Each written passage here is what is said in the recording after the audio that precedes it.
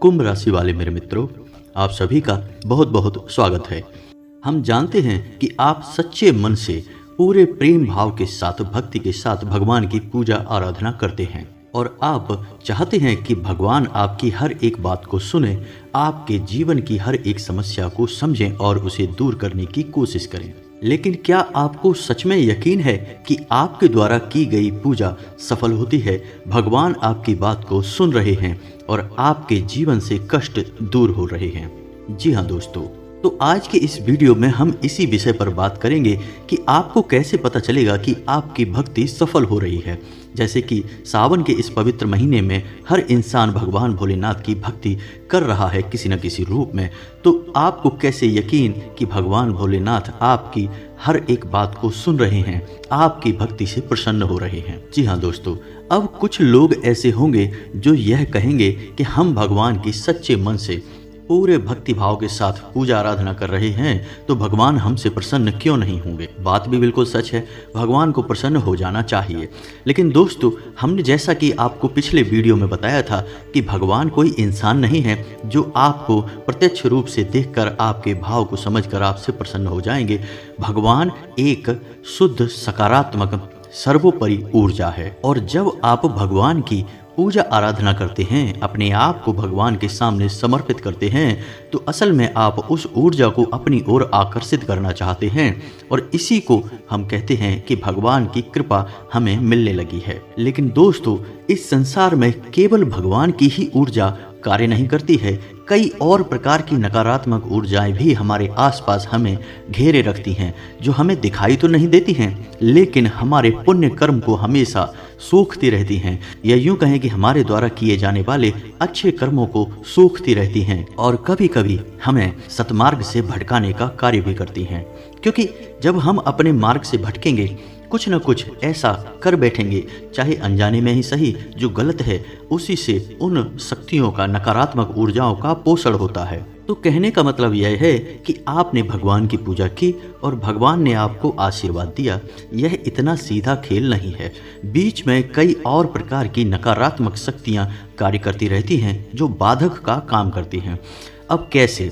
दोस्तों, आपने सुना होगा कि किसी के ऊपर पितृ दोष लगा है, किसी के ऊपर ग्रह दोष है, वास्तु दोष है या अन्य किसी प्रकार का दोष लगा हुआ है। अब यदि आपके ऊपर कोई दोष लगा हुआ है और आप पूरे भक्तिभाव से भगवान की पूजा आराधना भी कर रहे हैं, तो आपसे अनजाने में ही कुछ न कुछ ऐसे कार्य अवश्य हो जाएंगे जो आपकी भक्ति के मार्ग में बाधक बन जाएंगे। फिर आप कितनी ही पूजा आराधना करें भगवान की, भगवान आपसे प्रसन्न नहीं होने वाले हैं, या यूं कहें कि ऊर्जा आपकी ओर आकर्षित होने वाली नहीं है। तो अब ऐसे में आप क्या करें? तो दोस्तों, आप बिल्कुल भी चिंता ना करें। आज के इस वीडियो में हम आपको 9 ऐसे संकेत बताने जा रहे हैं जो पूर्ण रूप से शास्त्रों में वर्णित हैं और प्रमाणिक हैं। इन संकेतों से आप यह आसानी से पता लगा लेंगे कि आपकी भक्ति सफल हो रही है, भगवान आपसे प्रसन्न हो रहे हैं। दोस्तों, हमारे वीडियो थोड़े से लंबे हो सकते हैं, लेकिन हम अपने वीडियो की क्वालिटी के साथ कोई समझौता नहीं करते हैं। हर एक ज्ञान की बात पूरे विस्तार से बताने की कोशिश करते हैं। धैर्यवान इंसान को संपूर्ण ज्ञान प्राप्त हो जाता है और जो अधीर होते हैं, या यूं कहें कि जिनके ऊपर नकारात्मक शक्तियां हावी होती हैं, उन्हें शॉर्टकट लेने के चक्कर में पूर्ण ज्ञान कभी भी प्राप्त नहीं हो पाता है। तो ऐसे ही लोग हमेशा इस प्रकार की शिकायत करते रहते हैं कि वीडियो छोटा बनाइए, छोटा बनाइए। दोस्तों, आप खुद ही समझिए कि यदि हम रामायण को समझना चाहते हैं तो हमें कम से कम लगातार अध्ययन करते हुए 24 घंटों का समय तो देना ही पड़ेगा, तब तो हमें रामायण समझ में आएगी। अब कोई कहे कि इसे शॉर्टकट में समझा दीजिए, तो कैसे समझा पाएंगे? उस कहानी का सार तो कभी बता नहीं पाएंगे, मूल भाव तो कभी बता नहीं पाएंगे। तो यह भी कुछ ऐसा ही है दोस्तों, आपको अपना समय थोड़ा बहुत तो देना ही होगा। आप अपना समय देंगे, बदले में आपको बहुमूल्य जानकारी प्राप्त होगी, जिस जानकारी का उपयोग करके आप अपने जीवन की दशा और दिशा दोनों ही बदल पाएंगे। जी हाँ दोस्तों, तो जो 9 संकेत हम आपको बताने जा रहे हैं, यदि आपके जीवन में ये संकेत दिखाई नहीं दे रहे हैं और आप लगातार भगवान की पूजा करते जा रहे हैं, भक्ति में रहते हैं, तो आपको क्या उपाय करने हैं जिससे आपके आसपास नकारात्मक ऊर्जाओं का जो वातावरण बना है वह दूर हो जाएगा और आपके ऊपर भी भगवान की कृपा आने लगेगी। जी हाँ दोस्तों, कुछ ऐसे शक्तिशाली उपाय भी हम आपको वीडियो के अंत में बताएंगे जिनको आप अपने जीवन में उपयोग कर सकते हैं और आपका जीवन भी सरल हो जाएगा, आपकी भक्ति भी सफल हो जाएगी। तो चलिए दोस्तों, बिना समय गवाए वीडियो की शुरुआत करते हैं, लेकिन आपसे हम वही अपना एक निवेदन करेंगे कि पूरे भक्ति भाव के साथ कमेंट में जय माँ भद्रकाली लिखना ना भूलें। माता आपका कल्याण करेंगी, माँ का सीधा आशीर्वाद आपको प्राप्त होगा। और यदि चैनल पर पहली बार आए हैं तो सब्सक्राइब करके बेल आइकन को दबाना ना भूलें दोस्तों। हम आपके लिए ऐसे ही ज्ञानवर्धक वीडियो रोज लाते रहते हैं। जी हाँ दोस्तों, अब आपको छोटी सी बात और बता दें दोस्तों कि यदि आपको अपनी कोई विशेष मनोकामना पूर्ण करनी है तो आप अपनी पूजा पाठ संकल्प के साथ ही करें। संकल्प विहीन पूजा बिल्कुल वैसी ही है जैसे किसी कार का स्टीयरिंग नहीं है और कार चले जा रही है, उसे अपनी मंजिल तक पहुंचने के मौके ना के बराबर ही प्राप्त होंगे। यानी आपकी मेहनत तो बहुत होगी लेकिन भक्ति सफल नहीं होगी। तो आपको संकल्प लेकर ही पूजा करनी है। तो अब बात आगे बढ़ाते हैं दोस्तों। पहला संकेत यह है कि जब आप भगवान की भक्ति में होते हैं, कोई विशेष संकल्प लेकर पूजा पाठ कर रहे होते हैं, तो भगवान की सकारात्मक ऊर्जा आपके आसपास एक वातावरण सा बना लेती है और आपके जीवन में आने वाली बाधाओं में आपकी मदद करने की कोशिश करती है। अब कैसे होता है यह दोस्तों? मानकर चलते हैं कि आपके जीवन में कोई बड़ी समस्या आ रही है या फिर आ चुकी है, आप किसी बड़ी समस्या में फंस चुके हैं, आपको दिखाई नहीं दे रहा कि अब आप आगे क्या करेंगे। तो अब ऐसे में भगवान की सकारात्मक ऊर्जा आपकी मदद कैसे करेगी? दोस्तों याद रखना कि भगवान कभी साकार रूप में साक्षात आपके सामने प्रकट होकर मदद नहीं करेंगे, लेकिन वे किसी न किसी एक इंसान को आपकी मदद करने के लिए आपके पास अवश्य भेज देंगे। यानी कि किसी न किसी को माध्यम अवश्य बनाएंगे और आपको समस्या से बाहर निकलने के लिए रास्ता दिखाएंगे। जी हाँ दोस्तों, और इससे भी बड़ी बात यह है कि समस्या चाहे कितनी ही विकराल क्यों ना हो, बड़ी क्यों ना हो, आपका मन अंदर से घबराएगा नहीं, आपको डर लगेगा नहीं। आपके मन में विचार अवश्य उठेंगे, चिंताएं भी हो सकती हैं, लेकिन उस स्तर की घबराहट नहीं होगी कि जब आपका जीना मुश्किल हो जाए। जी हाँ दोस्तों, तो यह तो था पहला संकेत। दोस्तों आखिरी के 3 संकेत तो इतने शक्तिशाली हैं कि यदि वे आपके जीवन में घट जाते हैं तो आप समझ जाइए कि 100% भगवान की कृपा आपको प्राप्त हो चुकी है। अब आपका जीवन आपकी मन के अनुसार ही चलेगा, आपकी सब मनोकामनाएं पूर्ण होंगी। तो चलिए दोस्तों बताते हैं दूसरा संकेत। तो दोस्तों जब आप पूजा करने के लिए बैठते हैं और दीपक जलाते हैं, दोस्तों दीपक ऊर्जा का शुद्ध स्वरूप होता है और ईश्वर के सबसे करीब होता है। जी हाँ दोस्तों, इसीलिए पूजा में हम दीपक अवश्य जलाते हैं। तो जब आप दीपक जलाएंगे तो आप इस बात को नोटिस करेंगे कि सामान्य लौ से कहीं अधिक बड़ी लौ आपके दीपक में बन रही है। जी हाँ दोस्तों, जहाँ सामान्य दिनों में दीपक की लौ छोटी हुआ करती थी, अब आप जब पूजा करने बैठे हैं तो वह लौ बहुत ऊंची उठकर जाती है।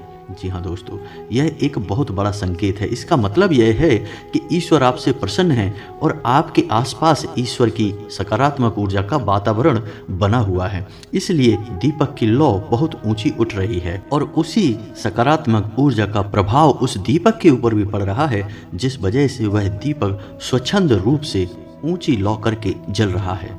जी हाँ दोस्तों, तो यह तो था दूसरा संकेत। अब तीसरा संकेत बताते हैं। जैसे ही आप भगवान की पूजा करने के लिए बैठते हैं, जैसे कोई माला जाप करते हैं या नाम जप करते हैं या फिर चालीसा वगैरह पढ़ते हैं, तो जैसे ही आप पूजा करने के लिए बैठते हैं थोड़ी ही देर में आपको जम्हाई आ जाती है। जी हाँ दोस्तों, जम्हाई आना एक विशेष संकेत होता है कि आपकी भक्ति स्वीकार की जा रही है। जी हाँ दोस्तों, कभी कभी भक्ति के दौरान, पूजा के दौरान आपको नींद भी आ सकती है। दोस्तों आपको लगेगा कि चालीसा की किताब आपके हाथ से छूट गई, या आप माला कर रहे हैं तो माला भी आपके हाथ से बस छूटने ही वाली है, झटके से लगेंगे आपको। तो समझ जाइए कि आपकी भक्ति सफल हो रही है, भगवान आपसे प्रसन्न हैं। अब आप समझिए कि जो नींद आपको आ रही है वह नींद नहीं है दोस्तों। नींद को हमारी वैदिक संस्कृति में निंद्रा कहा जाता है, लेकिन भक्ति के दौरान जिस नींद का एहसास होता है वह निंद्रा नहीं है, उसे तंद्रा कहा जाता है। अब तंद्रा क्या होता है यह समझिए। तंद्रा का मतलब होता है एक ऐसी दिमागी स्थिति जिसमें इंसान ना तो सोया है और ना ही जागा है, यानी जो जाप आप कर रहे हैं वह नहीं रुकेगा। आप ध्यान देना दोस्तों, जो चालीसा आप पढ़ रहे हैं उस चालीसा की गति कम नहीं होगी, वह लगातार चलता रहेगा। बस आपके शरीर से आपका काबू समाप्त होने लगेगा। जी हाँ दोस्तों, यह निंद्रा नहीं है, यह तंद्रा है और यह भक्ति का शुद्ध स्वरूप है। और यह उसे ही प्राप्त होता है जिसकी भक्ति भगवान स्वीकार कर रहे होते हैं। यह बहुत शक्तिशाली संकेत है दोस्तों। अब बताते हैं आपको चौथा संकेत। तो चौथा संकेत यह रहेगा कि आपके अंदर पूर्वाभास की शक्ति आ जाएगी, यानी पूर्वाभास की एक ऐसी शक्ति जो आपको होने वाली शुभ अशुभ घटनाओं का पहले ही कुछ न कुछ संकेत देने लगेगी। जी हाँ दोस्तों, जैसे कि कोई इंसान कहीं जा रहा है और उसकी यात्रा सफल होने वाली नहीं है, तो आपके मन में आएगा कि इसे रोक दें कि यह जाए ना। अब हालांकि स्पष्ट तौर पर आपको कुछ पता नहीं होगा, बस आपके मन में ऐसे विचार उठेंगे।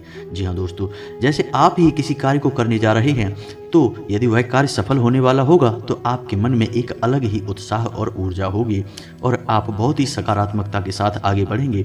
लेकिन यदि वह कार्य सफल होने वाला नहीं होगा तो आपके मन में एक अजीब सा भाव रहेगा, उत्साह की कमी रहेगी और आपको ऐसा लगता रहेगा कि यह कार्य सफल हो नहीं पाएगा। जी हाँ दोस्तों, यानी होने वाली घटनाओं के एहसास आपको पहले ही होने लगेंगे, कुछ न कुछ संकेत आपको प्राप्त होने लगेंगे। कभी कभी आपको प्राकृतिक संकेत भी ऐसे समझ में आने लगेंगे कि आपको लगेगा कि यह कार्य सफल होगा या नहीं होगा। जी हाँ दोस्तों, तो यह पूर्वाभास की शक्ति भी आपको प्राप्त हो जाती है जब आपके द्वारा की जाने वाली भक्ति सफल हो रही होती है। अब बात करते हैं पांचवें संकेत की, और यह बहुत ही शक्तिशाली संकेत है।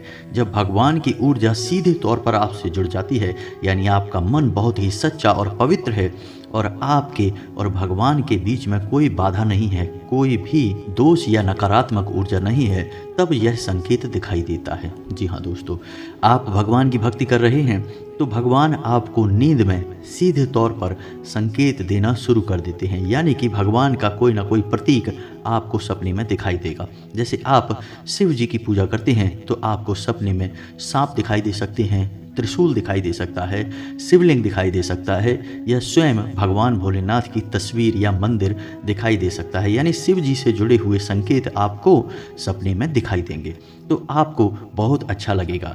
लेकिन दोस्तों, आपको एक सावधानी रखनी है कि जब आपको ऐसे सपने आएँ तो आप इन सपनों के बारे में किसी से कोई चर्चा ना करें। जी हाँ दोस्तों, क्योंकि ये संकेत आपके लिए बने हैं, किसी और के लिए नहीं। भगवान आपकी भक्ति से खुश हो रहे हैं तो वे आपको संकेत दे रहे हैं, तो आपको इन संकेतों को अपने तक ही रखना है और यह मान लेना है कि अब आप सही दिशा में जा रहे हैं, आपकी भक्ति सफल हो रही है। जी हाँ दोस्तों, अब बात करते हैं छठे संकेत की। तो छठा संकेत ऐसा है जो कि आपके आसपास की सकारात्मक वातावरण के प्रभाव को दिखाएगा। जी हाँ दोस्तों, ये कैसे होगा कि जो लोग आपके घोर विरोधी हुआ करते थे, किसी भी बात में आपकी सहमत नहीं हुआ करते थे, जब भी आप उनके सामने जाते थे तो किसी न किसी बात को लेकर लड़ाई झगड़ा या बहस हो जाया करती थी, अब अचानक उन लोगों का मुंह बंद हो जाएगा। आपके सामने उनकी बोलने की हिम्मत ही नहीं होगी।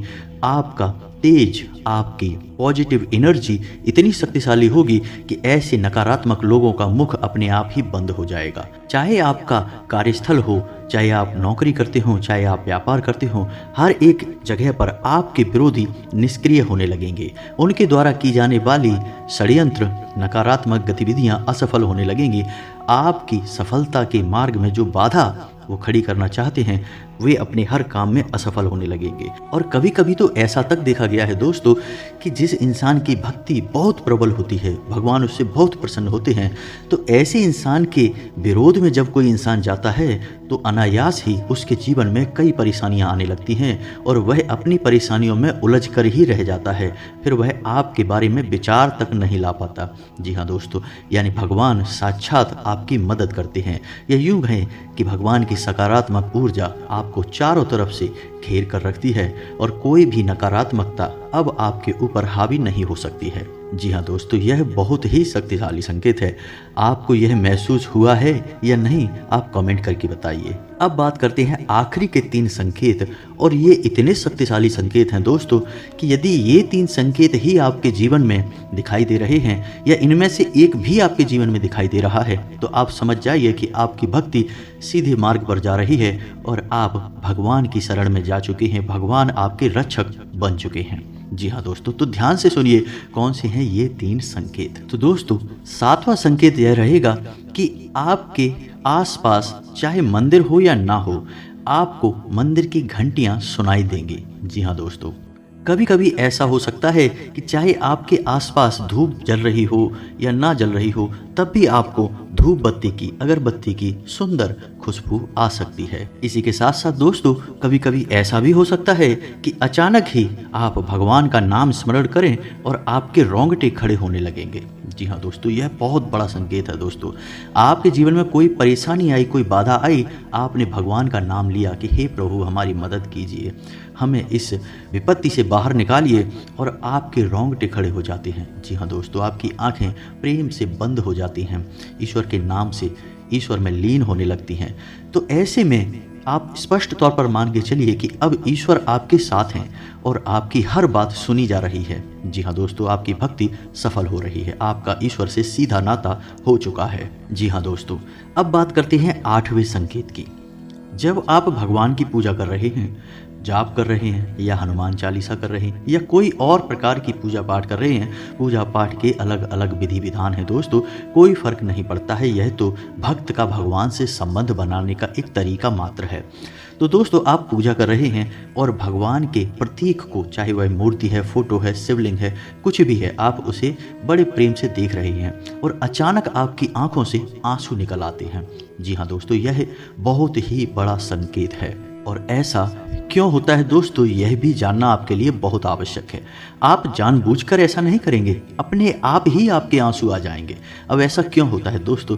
इस मृत्यु लोक में मानव जब जन्म लेता है तो वह कष्टों से लगातार घिरा रहता है, परेशानियों से लगातार घिरा रहता है, बिल्कुल उस बालक के समान जो लगातार मेहनत कर रहा है, परीक्षा में पास होने की कोशिश कर रहा है, और उसकी मेहनत कभी सफल होती है, कभी सफल नहीं होती है। तब एक दिन उसके पिता बड़े प्रेम से उसके सिर पर हाथ फेरते हैं और कहते हैं कि क्या हो गया बेटे, कोई दिक्कत है क्या? तो अचानक ही वह बच्चा भावुक हो उठेगा और उसके भी आंसू आ जाएंगे।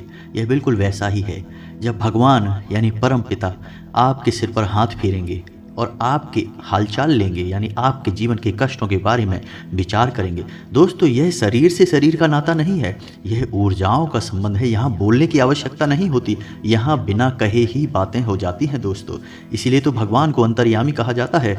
तो जब भगवान आपके सिर पर हाथ फेरेंगे तो आपका जो आत्मिक शरीर है, आपके अंदर की जो ऊर्जा है, उस ऊर्जा का भावनात्मक स्तर इस हद तक बढ़ जाएगा, या यूँ कहें कि वह इतना भावुक हो जाएगा कि आपकी आंखों से आंसू निकल आएंगे। आप भगवान के सामने एक छोटे बालक के समान महसूस करेंगे। आपको ऐसा लगेगा कि जैसे आपका बहुत बड़ा हमदर्द आपके सामने खड़ा है और आपके आंसू निकलते रहेंगे।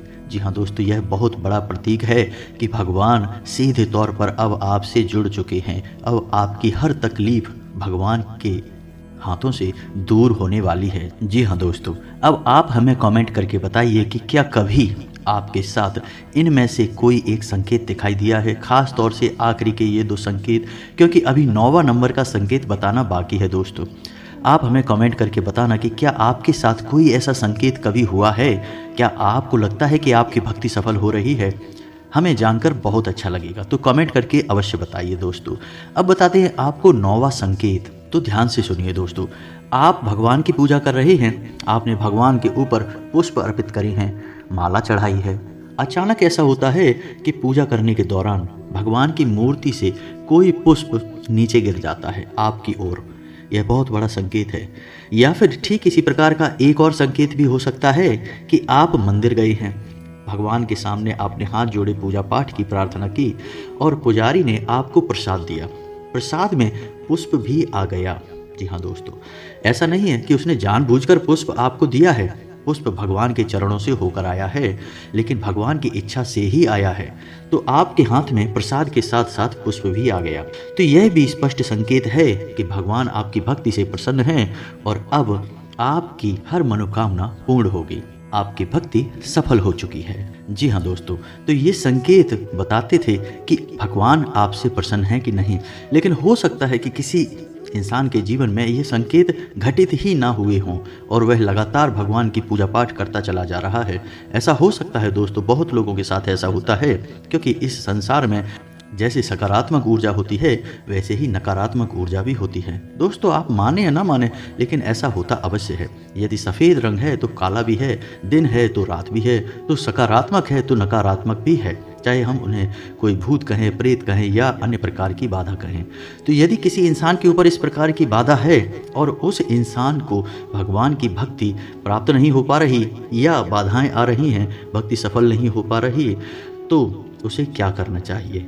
दोस्तों वीडियो की लंबाई बहुत अधिक हो रही है, हम आपको इस विषय पर अगले वीडियो में बताएंगे कि आप भगवान के लिए अपनी भक्ति को कैसे सफल बनाएंगे। कौन से हैं वो शक्तिशाली मार्ग जिन्हें आप चुनकर अपनी हर एक बाधा को समाप्त कर पाएंगे, नकारात्मक शक्तियों को छीन कर पाएंगे और भगवान तक आपकी पहुंच हो जाएगी। जी हाँ दोस्तों, आपकी भक्ति भी सफल हो जाएगी। तो यदि आपको इस विषय पर वीडियो चाहिए तो आप कमेंट करके हमें बताएं, हम कल ही आपके लिए एक वीडियो इस विषय पर बनाकर दे देंगे। दोस्तों जब आप कमेंट में हमसे बात करते हैं या फिर कुछ हमसे मांग करते हैं कि इस विषय पर वीडियो बनाइए, उस विषय पर बनाइए, तो हमें बहुत अच्छा लगता है। दोस्तों हम यही तो चाहते हैं कि हमारा आपसे सीधा संपर्क हो जाए और हम आपके जीवन की हर एक समस्या का समाधान निकालने में आपकी मदद करें। तो दोस्तों उम्मीद है कि हमारे द्वारा दी गई जानकारी आपको पसंद आई होगी। आप इस जानकारी का उपयोग अपने जीवन में करके अपने जीवन को सफल बना पाएंगे। इसी के साथ आज का वीडियो समाप्त करते हैं। कमेंट में पूरे भक्तिभाव के साथ जय मां भद्रकाली लिखना ना भूलें। यदि वीडियो पसंद आया है तो एक प्यारा सा लाइक भी अवश्य करें। मिलते हैं अगले ज्ञानवर्धक वीडियो में, तब तक के लिए धन्यवाद।